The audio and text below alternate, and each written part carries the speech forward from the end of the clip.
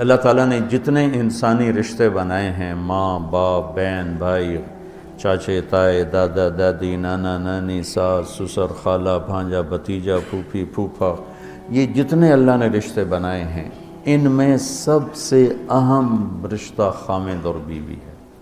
سب سے اہم رشتہ خامند اور بیوی ہے۔ سب سے قریب ترین رشتہ خامند اور بیوی۔ لباس سے زیادہ کوئی چیز میرے قریب ہے؟ آپ کے قریب لباس سے زیادہ کوئی چیز قریب ہے؟ بولو۔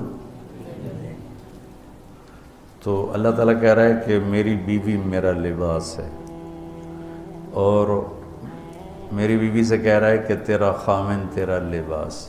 تو میں سے مراد سب شادی شدہ، جتنے شادی شدہ لوگ ہیں۔ تو میں بھی کون ہے شادی شدہ طلبہ میں؟ ماشاءاللہ کافی بابرکت مجمع ہے۔ ہاں اچھا، تو اللہ تم سے کہہ رہا ہے تمہاری بیوی تمہارا لباس ہے۔ سب سے قریب شادی کے بعد قریب ترین رشتہ لفظ لباس بتا رہا ہے بیوی ہے۔ قریب ترین رشتہ بیوی ہے، اور جو قریب ترین ہوتا ہے وہ پہلے ہوتا ہے، اس کا حق پہلے آ جاتا ہے، قریب ہو گیا۔ اور کل میں نے کہا تھا کہ لباس اور میرے درمیان کوئی چیز حائل نہیں ہے۔ اس سے میں نے وہ ایک حدیث کو اس کے ساتھ جوڑا تھا جو آپ نے حضرت فاطمہ رضی اللہ تعالیٰ عنہ سے فرمایا تھا کہ جس سے میں پسند کروں اسے تو پسند نہیں کرے۔ تو چپ کر کے واپس چلی گئیں اور اپنی اور بیگمات رسول سے فرمایا کہ بھائی آپ جانو اور آپ کا مسئلہ، میں اب اس میں نہیں پڑتی۔ تو یہ رشتہ سب سے قریب ہو جاتا ہے، اس سے قریب اور کوئی رشتہ نہیں ہے۔ جب یہ سب سے زیادہ قریب ہے تو اس کے حقوق بھی سب سے پہلے ہوں، اس کا حق بھی سب سے پہلے ہوگا، اس کا خیال بھی سب سے پہلے ہوگا۔ ہمارا جوائنٹ فیملی سسٹم ہے۔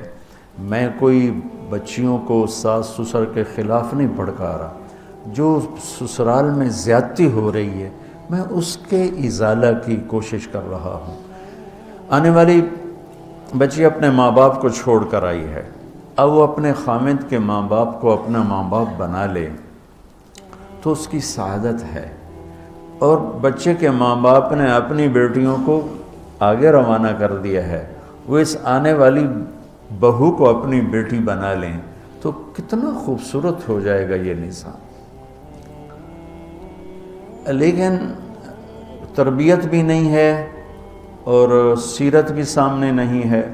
مجھے حدیث یاد آ گئی، میرے نبی نے فرمایا یہ جو میرے انصار مدینہ ہیں، سنو بڑی عجیب حدیث ہے، یہ جو میرے انصار مدینہ ہیں یہ اتنے اچھے ہیں، ان کے گھر کسی کی بیٹی جب شادی ہو کے آتی ہے تو اسے یہ احساس ہی نہیں ہوتا میں سسرال میں ہوں یا ماں باپ کے پاس ہوں۔ یہ میں چاہتا ہوں، یہ میری تشریح میں کوئی کمی زیادتی ہو جاتی ہوگی، کوئی سائڈ زیادہ بیان ہو جاتی ہے، کوئی کم ہو جاتی ہے، لیکن میں یہ چاہتا ہوں۔ یہ حدیث مجھے اللہ نے ابھی یاد دلوائی ہے، حیات الصحابہ میں ہے، جلد اول میں ہے، کہ آپ نے فرمایا کہ یہ جو میرے انصار، میں دوبارہ کہہ رہا ہوں، یہ جو میرے انصار مدینہ ہیں یہ اتنے قابل تعریف ہیں کہ ان کے گھر جب کسی کی ڈولی اترتی ہے تو اس آنے والی بچی کو یہ احساس نہیں ہوتا کہ میں اپنے گھر میں ہوں یا سسرال کے گھر میں۔ میرے عزیزو، کم از کم تم جو میری اولاد ہو، تم میری روحانی اولاد ہو، تم تو میری بات کو آگے چلاؤ کہ تم اپنے گھر کو، اپنی بیوی کو اس طرح رکھو، اپنے ماں باپ کو بھی اس پہ تیار کرو، اپنی بہنوں کو اس پہ تیار کرو۔ ایک رخ تنقید دی، اے کر دی بھائی، اے کر دی بھائی، یہ سارا یہ میرا ماحول ہے۔ پتہ اٹھیندی کی میں، باندھی کی میں، ٹردی کی میں، یہاں تک یہ ساری کانوں سنی باتیں۔ تو بچے کے ماں باپ کہیں ہماری بیٹیوں کی تو شادی ہو گئی، اللہ نے ہمیں بیٹی دے دی ہے، اب ہم اس کو بیٹی بنا کے رکھیں گے، اور آنے والی کہے کہ میرے ماں باپ کو تو میں نے چھوڑ دیا، اب میرے خامند کے ماں باپ میرے ماں باپ ہیں، میں نے ان کے پاؤں دھو کے پینے ہیں، تو خود اپنی خوشی سے سارے گھر کی خدمت کرے، کون روکتا ہے؟ لیکن جو ہمارا ایک جابرانہ ماحول ہے، اس نے اس رشتے کو توڑ کے رکھ دیا ہے۔ یہ جو آنے والی لڑکی ہے، اس کے ذمہ ہے نسل تیار کرنا، نسل۔ میری بہو سے میری نسل چلے گی اور میں اسی پر جوتا اٹھا کے کھڑا ہوں، کتنی بڑی زیادتی۔ ماں یہ نہیں سوچتی کہ میری نسل جو چلے گی اس لڑکی سے چلے گی۔ اب ساس اگر یوں سوچے کہ میری نسل اس سے چلے گی، سسر یوں سوچے میری نسل اس سے چلے گی، خامند یوں سوچے یہ میری نسل اس سے چلے گی، خامند کی بہنیں یوں سوچے ہمارے بھائی کی، ہمارے باپ کی نسل اس سے چلے گی، تو ہم اس کو عزت دیں، محبت دیں، پیار دیں۔ تو وہ پاگل ہے جو تمہیں کاٹ کھائے گی یا تم سے لڑے گی؟ اس کو تانے اتنے ملتے ہیں، ذلت اتنی ملتی ہے۔ اور میں نے جیسے کہا لباس سب سے قریب ہے، تو اس کے بعد بیوی کا حق سب سے پہلے آ جاتا ہے۔ ماں باپ کی طرف سے زیادتی آئے تو تمہارے ذمہ ہے اپنی بیوی کو بچاؤ، اللہ کے واسطے اپنی بیویوں کی حفاظت کرو۔ ہاں تمہاری بیوی کی طرف سے زیادتی آئے تو اللہ کے واسطے ماں باپ کی حفاظت کرو۔ تو اس کا مطلب یہ نہیں کہ تم ڈنڈا اٹھا لو، اپنے اخلاق ایسے بناؤ، سپرنگ بن جاؤ، سپرنگ جو فریشر سے کو قبول کر کے دب کر کے نیچے چلا جاتا ہے۔ نیچے جانے میں جڑ جانے کا نظام چھپا ہوا ہے کہ جھک جاؤ، ماں باپ ناراض ہو ان کے پاؤں پکڑ لو، بیوی ناراض ہو اس کے پاؤں پکڑ لو۔ ذلت میں عزت چھپی ہوئی ہے، ساری زندگی کا تجربہ بتا رہا ہوں۔ ذلت اللہ کی رضا کے لیے ذلت اٹھانے میں عزت چھپی ہوئی ہے۔ ہن لباس لکم، کتنا ہی مجھے غصہ چڑھا ہو میں اپنے کپڑے پھاڑوں گا؟ مجھے غصہ آ گیا میں نے اپنے کرتے پھاڑنے جو کسی یہ پاگل تو کرے گا، سمجھدار دوئے دا کرتا پاڑے گا، اپنا نہیں پاڑے گا۔ اب مجھے بیوی پہ غصہ چڑھ گیا تو میرا لباس ہے، اس کو تار تار کر دوں، گالیاں دوں، تھپڑ ماروں؟ تو ایسے جیسے میں اپنے کرتے کو پھاڑ رہا اور اپنے کرتے کو تار تار کر رہا۔ بیوی کو غصہ چڑھے تو وہ اپنے کپڑے پھاڑتی ہے۔ کپڑوں کے لیے کتنے حفاظتی نظام ہیں، الماریاں بنی ہوئی ہیں اور ہینگر بنے ہوئے ہیں، کریز خراب نہ ہو۔ ہم کھاتے ہوئے کیا کرتے ہیں، آگے اگر کپڑے نئے پہنے ہوں تو آستینیں چڑھا لیتے ہیں کہ کہیں کوئی شوربہ کچھ سالن ادھر نہ لگ جائے، ادھر نہ لگ جائے۔ میں جب بھی بیٹھتا ہوں تو میری بیوی کہتی ہے آستینیں چڑھاؤ، آستینیں چڑھاؤ، لگ نہ جائے۔ اور آگے ہم کیا کرتے ہیں، تولیہ رکھتے ہیں، نیپکن رکھتے ہیں، رومال رکھتے ہیں۔ بڑے بڑے ہوٹلوں میں جاؤ تو پہلے وہ ساتھ رکھا ہوتا ہے کہ کوئی کھانے کا ذرہ گرے، سالن کا کوئی قطرہ گرے تو آپ کے کپڑے خراب نہ ہوں۔ ہم کیچڑ میں جا رہے ہوں تو ہم اپنے پاؤں گندے کر لیتے ہیں، کپڑے گندے نہیں ہونے دیتے۔ اپنے شلوار اوپر کر لیتے ہیں، پتلون اوپر کر لیتے ہیں، پاجامہ اوپر کر لیتے ہیں۔ تو جب کہیں سے کوئی آنے لگے ایسی ناگواریاں تو اپنے اوپر لے لو، بیوی پہ نہ آنے دو۔ ہم کپڑا بچاتے ہیں یا پاؤں بچاتے ہیں؟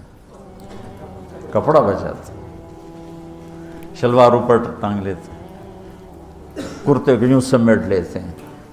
تو جتنا کیچڑ ہے حالات کا، واقعات کا، اخلاق کا، وہ کیچڑ اپنے اوپر لے لو، بیوی کو بچا لو۔ اور بیوی کیا کرے، وہ جتنا کیچڑ ہے حالات کا، واقعات کا، ناگواریوں کا، اپنے اوپر لے لے، خامد کو بچا لے۔ لباس کا اور کیا کام ہے؟ یواری سواتکم، یہ تمہارے عیب چھپاتا ہے۔ تو میرا کام کیا ہے، میں بیوی کی کمیاں چھپاؤں، ڈھنڈورا نہ پیٹوں۔ بیوی کا کام کیا ہے، خامد کی کمیاں چھپائے، ڈھنڈورا نہ پیٹے۔ دوسرا کام کیا ہے لباس کا؟ وریشہ، لباس مجھے خوبصورت بناتا ہے۔ یہ ایک واحد رشتہ ہے جو زندگی کو خوبصورت بناتا ہے۔ سب کچھ ہو، بیوی نہ ہو تو تنہائی کا احساس مار دیتا ہے۔ اس سے ایک اور مطلب نکلتا ہے کہ لباس کے بغیر ایک لمحہ گزارا نہیں۔ سارا دن پانی نہیں پیتے ہیں نا، اب میں بیان میں پانی پی رہا ہوں، لیکن 16 گھنٹے تو گزارے ہیں نا، پانی نہیں پیا، کھانا نہیں کھایا، 16 سیکنڈ لباس کے بغیر گزار سکتے ہیں؟ بولو۔ کوئی بھی کمرے میں نہ ہو، تم تنہا ہو، تم کپڑے اتارو تو تم اپنے آپ کو عجیب فیل کرو گے، تم خود اپنے آپ کو چادر میں چھپانے کی کوشش کرو گے۔ ان لباس ایک ایسی زبردست ضرورت ہے بلا دلیل کہ تم تنہا کمرے میں بھی کپڑے اتارو تو تم اپنے آپ کو عجیب سا محسوس کرتے ہو۔ اس سے پتہ چلا کہ بیوی کے بغیر کوئی زندگی نہیں ہے اور خامد کے بغیر عورت کی کوئی زندگی نہیں ہے۔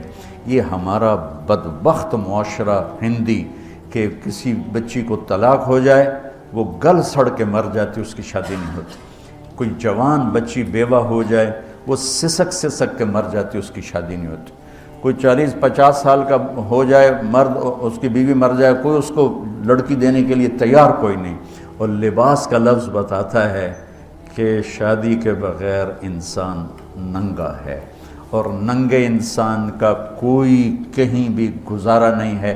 لفظ لباس بتاتا ہے کہ ہم اس چیز کو رواج دیں کہ شادیاں ہوں، بیوہ کی شادی ہو، مطلقہ کی شادی ہو، کوئی کس کی بیوی مر جاتی ہے۔ حضرت ابن مسعود کا فرمان ہے اگر میری موت میں 10 دن باقی ہوں تو بھی میں شادی کر لوں گا اگر میری بیوی مر جائے تو۔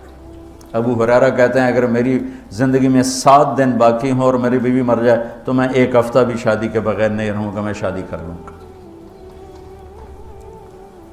تو ہم ایک ہندی معاشرے سے متاثر ہیں جہاں بیوہ کی کوئی سنوائی نہیں، مطلقہ کی کوئی سنوائی نہیں، اور کوئی جوان بھی 2-4 بچے ہیں اور بیوی مر جائے تو اس کی کوئی شادی نہیں ہے، وہ سسک سسک کے وہ بلک بلک کے زندگی گزارتے ہیں۔ ہم لوگ اس کو رواج دیں۔ لباس، لفظ لباس بتا رہا ہے کہ جیسے لباس کے بغیر ایک لمحہ آدمی چین سے نہیں بیٹھ سکتا، ایسے ہی اس رشتے کے بغیر زندگی میں کوئی خوبصورتی نہیں، کوئی حسن نہیں ہے۔ ہن لباس لکم انتم لباس لہن۔ تو لباس کیا کرتا ہے؟ زیب و زینت۔ لباس کیا کرتا ہے؟ عیب چھپاتا ہے۔ لباس کیا کرتا ہے؟ خوبصورت بناتا ہے۔ تو اس رشتے کو خوبصورت بنانا ہے بیوی خامند کے لیے، خامند بیوی کے لیے۔ کس طرح یہ رشتہ خوبصورت بنے گا؟ اچھے اخلاق کے ساتھ، اچھے اخلاق کے ساتھ۔ اگر گھر والوں کے اخلاق اچھے ہوں اور بچی ساس سسر کو ماں باپ بنا لے، ساس سسر بچی کو ماں باپ بنا لے، خامند بیوی کو ہتھیلی کا چھالا بنا لے، بیوی خامند کو ہتھیلی کا چھالا بنا لے۔ میں قربان جاؤں اپنے نبی پر، ساری کائنات کو نور ایمان دینے والی ہستی، اور حضرت عائشہ رضی اللہ عنہ کو لقمے بنا کے کھلا رہے ہیں۔ کمال۔ حضرت عائشہ رضی اللہ تعالیٰ عنہ وہ بڑی بڑی بوٹیاں ہوتی تھیں نا، وہ اٹھا کے ایسے نوچتیں اور پھر رکھ دیتیں، روٹی کا ٹکڑا اٹھاتی۔ میرے نبی وہی بوٹی اٹھاتے جہاں حضرت عائشہ نے نوچا ہوتا تھا، وہیں دکھا کے کرتے تھے، ان کی محبت کو لینے کے لیے اور ہمیں سکھانے کے۔ حضرت عائشہ گلاس اٹھاتی، وہ بڑے بڑے ہوتے تھے، اب تو یہ چھوٹے چھوٹے گلاس ہیں۔ بخل کا زمانہ آ گیا، پانی بھی تھوڑا دیں دیں۔ ہمارے دیہات کا کلچر تھا، اب تو مٹ گیا ہے، مہمان ہی کوئی نہیں ہوتے۔ جب کچی سڑکیں ہوتی تھیں اور ذرائع نہیں تھے تو بہت سے مسافر ہمارے ڈیروں میں آ کے رات گزارتے تھے، ہماری پہچان والے نہیں، اجنبی راہگیر، اور کوئی پہچان والے بھی، لیکن جو بھی تھے، کوئی اپنے ہیں، پہچان والے ہیں، دوست ہیں، مسافر راہگیر ہیں، ان کو رات کو کھانے کے بعد دودھ پلانا یہ ہماری تہذیب تھی کہ جتنے بھی ہیں دیرے میں 15 ہیں، 20 ہیں، 1 ہے، جاؤ بھائی روٹی کھا لی، ہاں دودھ پلاؤ سارے ہیں۔ جانور بہت زیادہ ہوتے تھے، کھیتی باڑی کم ہوتی تھی، دودھ وافر ہوتا تھا، وہ گلاس اتنے بڑے بڑے ہوتے تھے، 3-3 پاؤ کا گلاس ہوتا تھا۔ تو ایک ہمارے دادے کے زمانے کا نا چاچا لال سنپال، وہ آ گیا دیرے میں، نوکر گیا دودھ پلانے، تو گلاس کو دیکھ کے نوکر سے کہندا پتر میں نہیں پیندا. اس کہا چاچا کیوں نہیں پینا؟ اس کہا دو تو ود پیواں تو بے غیرت بنا تے دو تے میرا گزارا نہیں جا رہا میں نہیں پیندا. تو حضرت عائشہ رضی اللہ تعالیٰ عنہ گلاس اٹھاتی اور یہ پیا، یہ رکھا. میرے نبی اٹھاتے اور جہاں حضرت عائشہ کے ہونٹ لگے ہوتے تھے وہاں ہونٹ رکھ کے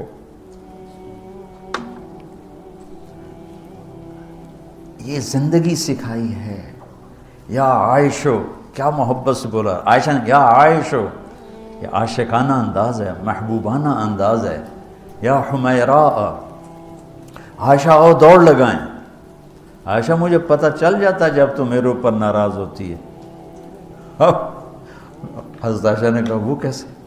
کہ جب تو میرے اوپر ناراض ہوتی ہے نا تو یہ نہیں کہتی مجھے رب محمد کی قسم، تو کہتی مجھے رب ابراہیم کی قسم. جب تو میرے اوپر راضی ہوتی ہے تو کہتی ہے مجھے رب محمد کی قسم، اور جب تو میرے اوپر ناراض ہوتی ہے تو کہتی مجھے رب ابراہیم کی قسم.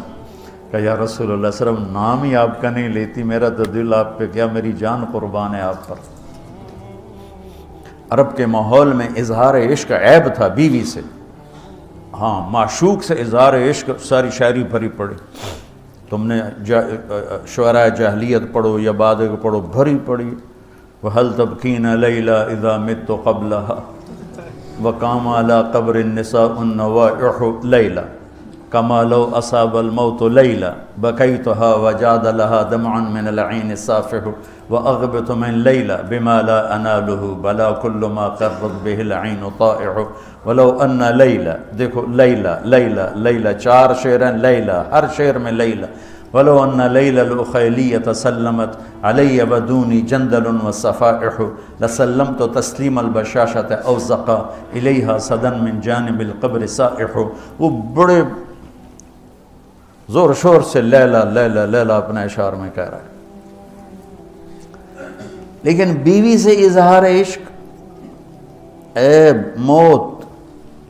اس ماحول میں جس میں بیوی سے اظہار عشق ایک عیب تھا اور معشوق سے اظہار عشق شاعری بھری پڑی. ترکت ہوا لیلا وسعد بمعزل، کیا کیا خوبصورت شاعری ہے. بے بالشموس الجانحات غواربا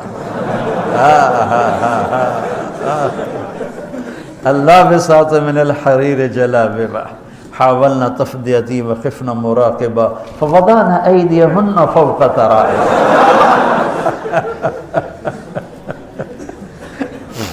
عرب کی شاعری بھری پڑی ہے عشق و معشوقی سے. اس ماحول میں میرے نبی سے ایک شخص کہتا ہے یا رسول اللہ من احب الناس الیک، آپ کو سب سے زیادہ کس سے پیار ہے؟ بھری محفل ہے، مسجد الگ نہیں کہ یوں کر کے پوچھ رہا ہو. بھری محفل میں آپ سب سے زیادہ کس سے پیار کرتے ہیں؟ تو آپ نے زور سے کہا عائشہ سے. اللہ اکبر اللہ اکبر. ہائے ہائے ہائے ہائے.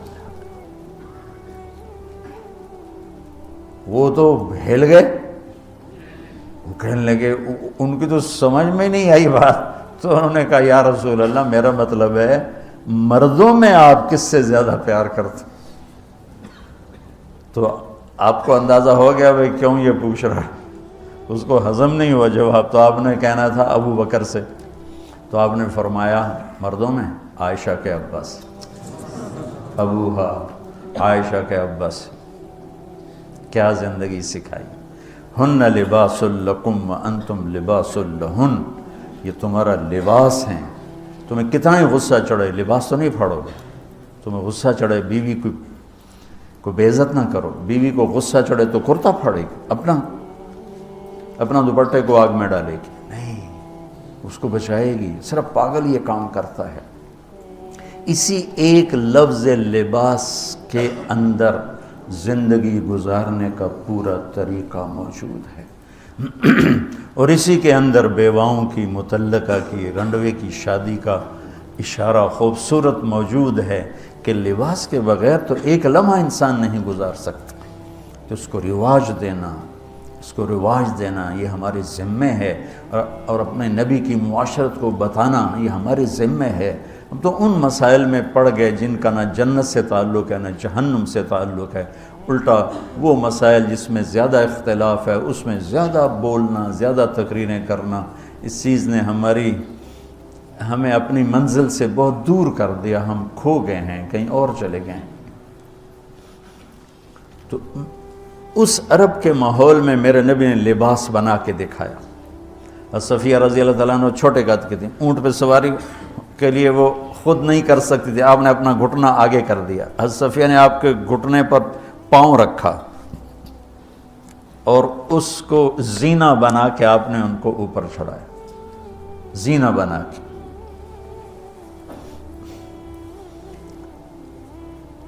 جہاد کے سفر سے واپسی ہو رہی ہے، سب صحابہ سے کہا آگے نکل جاؤ، سب آگے نکل گئے، اتنا نکلے کہ غائب ہو گئے، نظر نہیں آ رہے۔ تو آپ نے کہا عائشہ دوڑ لگائیں، اللہ، عائشہ دوڑ لگائیں۔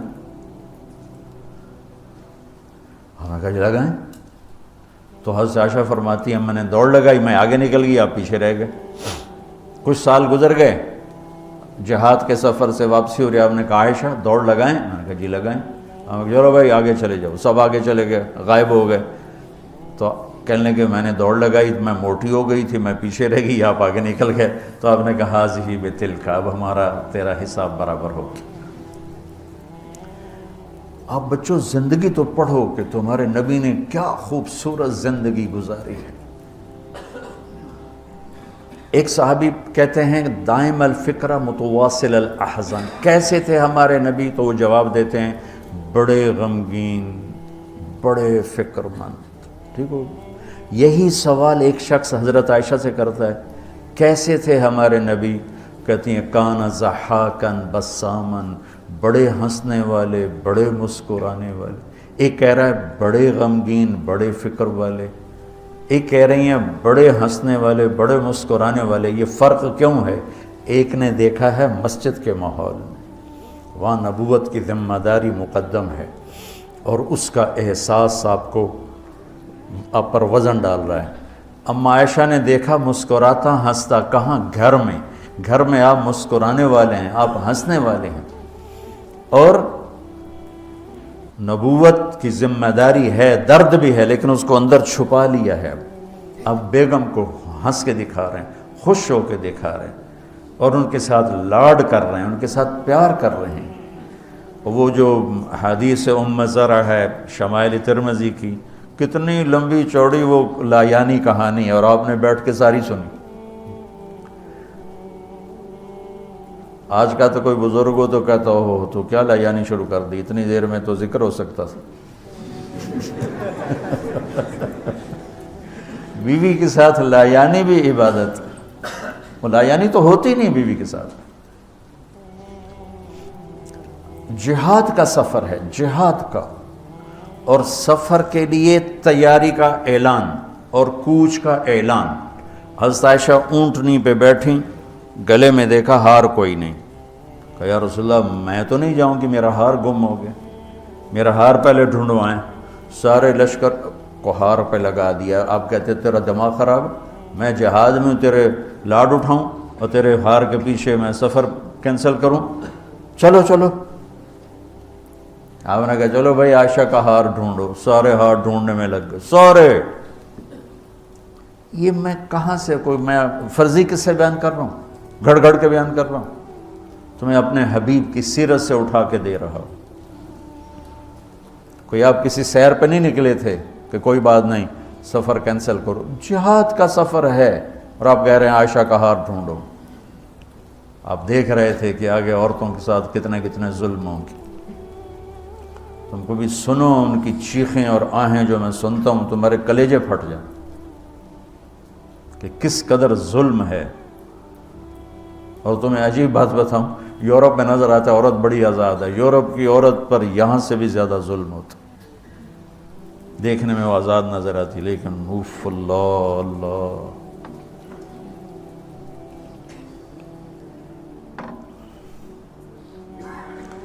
شام ہو گئی تو قافلہ رک گیا، اب تو بھائی شام ہو گئی، ہار نہیں ملا۔ مغرب عشاء کے لیے تو پانی موجود تھا، اب عشاء پڑھنے کے بعد پانی ختم، چونکہ خیال تھا بھائی اگلی منزل پانی ہے تو وہاں جا کے نماز پڑھیں گے، تو اب پانی کوئی نہیں ہے، اور سب نے ابو بکر صدیق رضی اللہ تعالیٰ عنہ کو تانے دینے شروع کیے، تیری بیٹی کی وجہ سے اب فجر کی نماز کا کیا بنے گا، اب تو پانی کوئی نہیں، وہ وضو کیسے کریں گے، تیمم کی آیت ابھی آئی نہیں ہے۔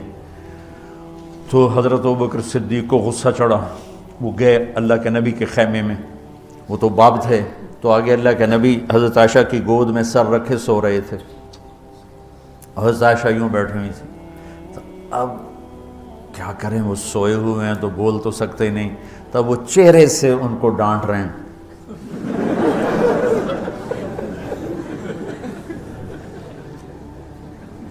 اور آگے بڑھ کے انگلی یہاں ماریں، ٹک یوں، وہ کہتی میں ایسے ہو گئی تاکہ انگلی کے درد سے میں یوں نہ ہوں، کہیں اللہ کے نبی جاگ نہ پڑیں، تو ٹک ٹک ٹک ٹک،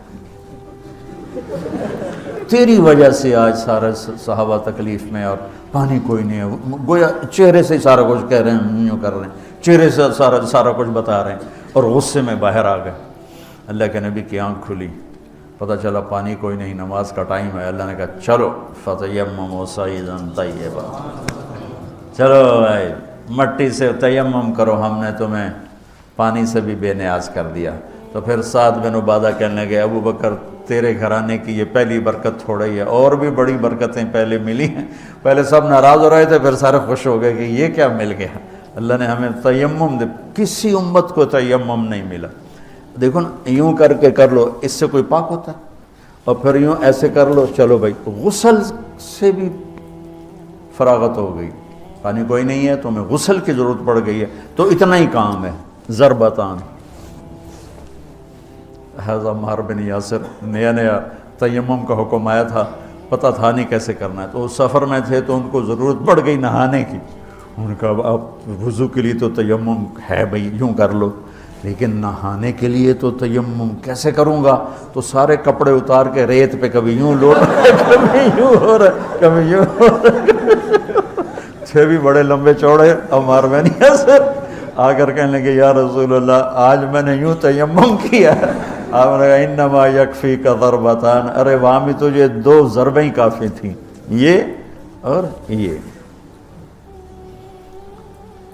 تو نماز پڑھی گئی، حضرت عائشہ نے کہا یا رسول اللہ ٹھیک ہے، ہار نہیں ملتا، چلیں۔ جب میرے نبی سے اما عائشہ نے کہا چلیں، تب آپ نے کہا چلو، وہ جب اونٹنی کو اٹھایا تو ہار اس کے نیچے گرا پڑا، وہ دھاگا ٹوٹا اور پھسل کے نیچے چلا گیا، وہ سارے ادھر ادھر ڈھونڈتے رہے، اونٹنی کو کسی نے اٹھایا نہیں۔ اللہ نے تیمم کی رخصت دینی تھی، اور ایک ہمیں خوبصورت زندگی کا درس دینا تھا کہ اتنے بڑے سفر میں بھی بیوی کے لاڈ کو مقدم کیا، ضرورت کو نہیں۔ ہار ضرورت ہے؟ بولو بولو، اس لیے کہلوانا چاہتا ہوں کہ تمہیں مشکل سبق بتا رہا ہوں، یہ یہاں کرسی پہ بیٹھ کے بتانا بہت آسان ہے، جب ناگواری آتی ہے پھر پتہ چلتا ہے کہ اب اپنے آپ کو سنبھالنا کیسے۔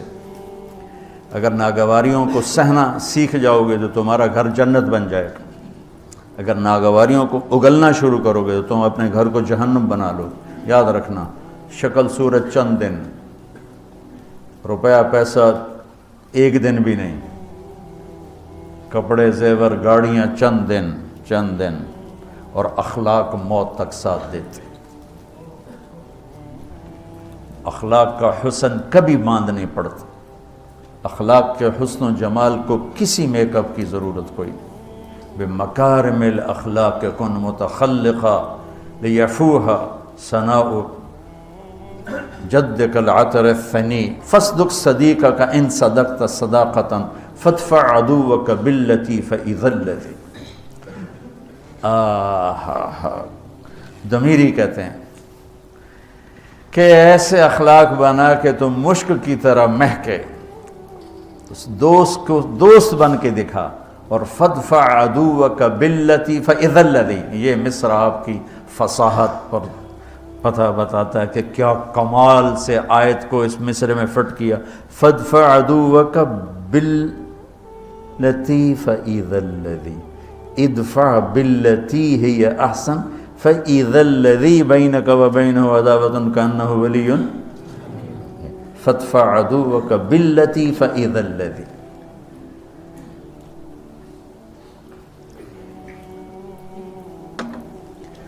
تو یہ رشتہ بہت مظلوم ہے اس وقت، بہت مظلوم ہے. بے شک کہیں آنے والی لڑکی ایسی بے وقوف ہوتی ہے کہ تہس نہس کر دیتی. لڑکی کے ماں باپ اتنے بے وقوف ہوتے ہیں کہ بچی کو دینے کے بعد بھی اپنے کنٹرول میں رکھتے ہیں. وہ بیچاری نہ ادھر کی ہوتی ہے نہ ادھر کی ہوتی. کہتی میں تینوں پالیا ہے تو میری مننی ہے کہ اپنے خامن دی مننی ہے. حالانکہ جب قبول کیا کا لفظ کہہ دیا، اب سب سے بڑا حق خامد کا ہے. جب لڑکے نے کہہ دیا قبول کیا تو سب سے بڑا حق اب بیوی کا ہے. میرے نبی نے اس رشتے کو خوبصورت کر کے دکھایا، حسین کر کے دکھایا، اور اس کو سارے ملک میں ایک آگ لگی ہوئی ہے، اور اس کے پیچھے اور کوئی بڑے اسباب نہیں، صرف بد اخلاقی ہے، صرف بد اخلاقی. اس ایک آیت کو بچوں ذہن میں، ہن لباس لکم، میری بیوی میرا لباس ہے. جتنی میں لباس کی حفاظت کرتا ہوں اتنا میں اس رشتے کی حفاظت کر لوں، میرا گھر آباد ہو جائے. میرا خامند میرا لباس ہے، میں جتنا اپنے لباس کی حفاظت کرتی ہوں اتنی اپنے خامند کی حفاظت کر لوں، میرا گھر آباد ہو جائے. تو یہ بہت خوبصورت تشبیہ ہے، بہت خوبصورت تعبیر ہے جو میرے رب یہاں لے کر آئے ہیں، اور زندگی گزارنے کا طریقہ. اور دوسری بات دیکھو، اللہ اس آیت کو لائے ہیں روزے کے فرض میں. یہ ابھی بات سمجھ میں آئی ہے.